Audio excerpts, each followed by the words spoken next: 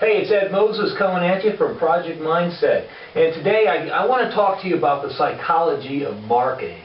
You know, a lot of people, when they go out, and now I'm going to talk to you a little bit more along the lines of a pay-per-click or PPC advertising.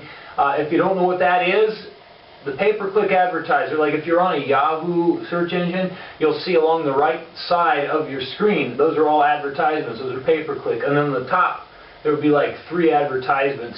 Those are also pay-per-click. You'll see those in like Google as well, and I believe Bing. But the bottom line is, there's a psychology to this advertising. There is a psychology behind it.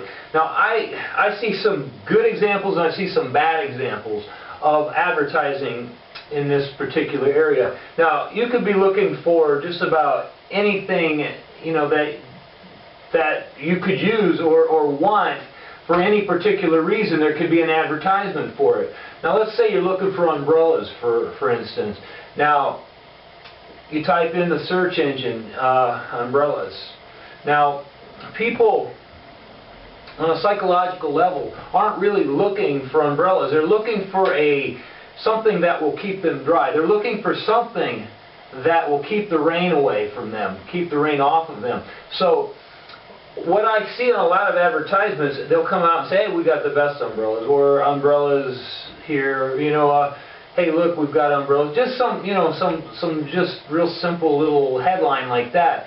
Well, that's not as effective as giving somebody a psychological reason to want to buy. The reason people want to buy umbrellas is because they want to stay dry, right? So if you want to sell an umbrella, what you're going to probably be better off saying is, hey, want to stay dry? We've got what you need. You know, something along the lines of the reason that you need the umbrella. It's just like, you know, people don't go looking for a hammer. They need a solution to get the nail in the wall. They don't want a hammer, they just need to get the nail in the wall. Therefore, you sell them the solution, which ends up being the hammer. So in this case, it's the same psychology. And you know, in network marketing, I find it a little bit more complex, because there's so many people doing it, and there's so many people that are good at it, and there's so many people that are bad at the marketing itself. So what you end up with is you end up with a clash of all kinds of stuff. And I notice on the marketing side, there's some really, really terrible pay-per-click ads out there that on a psychological level, people are not going to click to them. And one way you can kind of test this stuff yourself, go out and on the search engine, type something in, you know, along the lines of, you know, network marketing, or, you know, something, you know, in that area of interest, and go out and actually look at what pay-per-click ads will pop up on the screen. And what you'll probably find is some of them you wouldn't even give the time of day. Some of them, if there's something about them, then okay, I want to click on this, and you do. Now, when you catch that, stop for a second and think about, why is that advertisement attracting me? What is it about that advertisement that makes me want to know more about it? The other ones that don't attract you, well, there's something wrong there. You don't really want to study those. You just want to know that's not a good advertisement. Now, if you step back and you take a closer look, what this person has done to attract you into their advertisement, or attract you into clicking on their pay-per-click, is they've psychologically pulled you in. They have said something on that advertisement that has hit home. They have answered a question that's running through your head at the time that you're actually out doing a search for that particular marketing question or that interest that you have on that, and you're looking for a solution. So when you look at it that way, remember, you got questions running through your head. You type in the search engine what you're looking for, those questions are running through your head. Well, this person happens to have an idea what question might be running through your head, and by throwing that answer there, or putting something along the lines of that question on their ad as a headline, you're going to say, hey, what's this? Because it's actually answering that question. You don't realize it psychologically, you don't really thinking about it, but it has pulled you in because it has. It's actually answered that question, and that's how you have to direct your advertisements, particularly on pay-per-click. You actually can use this in any form of advertising that you can think of. Now, let's take it a step further.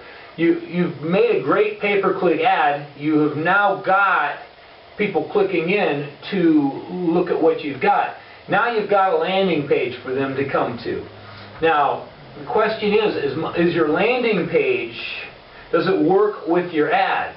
Does your landing page pull them in even further, where they're saying, well, because if they hit that landing page, and that landing page doesn't have on it something that on a psychological level that's going to pull them in even further, what's going to happen basically is they're going to say, oh, this is what I thought it would be, and they're going to leave. They won't even opt into your site.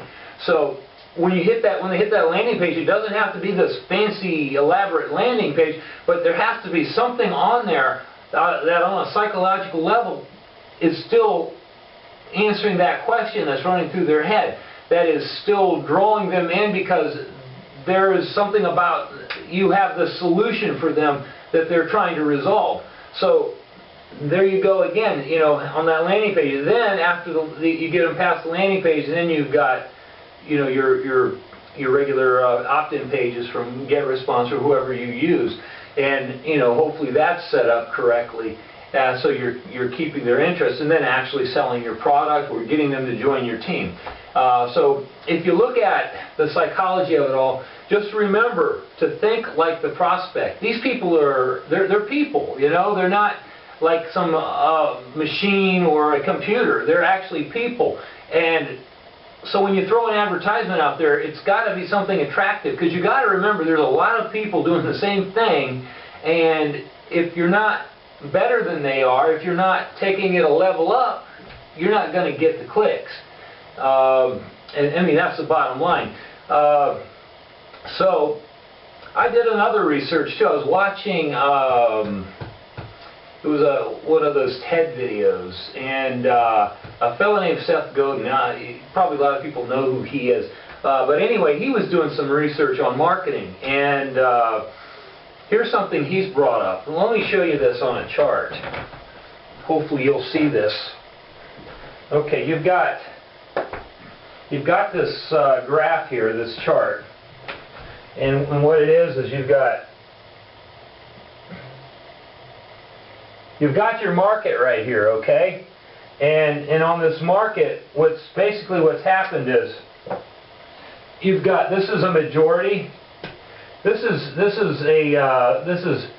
a majority of the market, okay? That's your majority of the market. It peaks out right here. You've got this and this.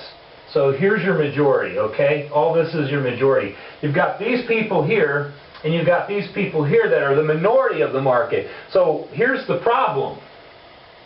These people are so used to the advertising, they're so used to seeing what is constantly being put out by the, by all the marketers, all the advertisements.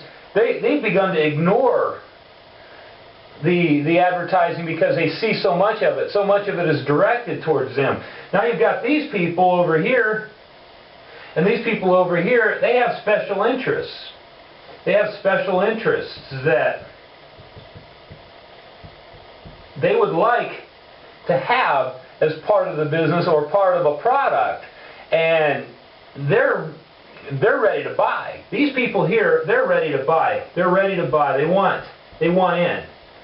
So what you've got is, because these people are ready to buy, these people are bored, okay? They don't care anymore. These people are ready to buy. If you give them what they want. If you give them what they want.